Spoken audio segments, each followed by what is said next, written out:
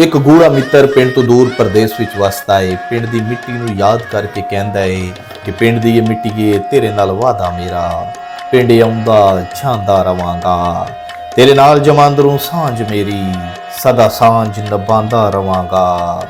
ਪਿੰਡ ਦੀ ਇਹ ਮਿੱਟੀਏ ਤੇਰੇ ਨਾਲ ਵਾਦਾ ਮੇਰਾ, ਪਿੰਡ ਆਉਂਦਾ ਛਾਂਦਾ ਰਵਾਂਗਾ। ਮਾਪੇ ਵੀਰ ਬੇਲੀ ਰਹਿੰਦੇ ਵਿੱਚ ਨਗਾਵਾਂ, ਨਹੀਂ ਭੁੱਲਦੀਆਂ ਪਿੰਡ ਦੀਆਂ ਗਲੀਆਂ ਰਾਵਾਂ। ਜਦੋਂ ਤੱਕ ਜੁੱਸੇ ਵਿੱਚ ਸਾਹ ਚੱਲਦੇ, ਪਿੰਡ ਗੇੜਾ ਲਾਂਦਾ ਰਵਾਂਗਾ।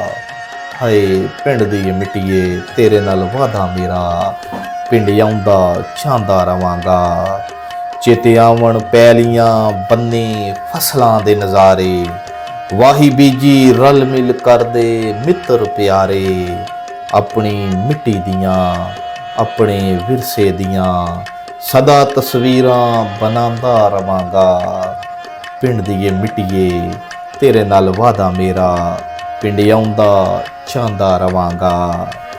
ਲੱਭਦਾ ਫਿਰਾਂ ਸਚਲਾ ਸਾਂਝੇ ਖੂਹ ਤੇ ਡੇਰੇ, ਢਲਦੀ ਸ਼ਾਮ ਦੇ ਮੰਜ਼ਰ ਸੱਜਰੇ ਸਵੇਰੇ।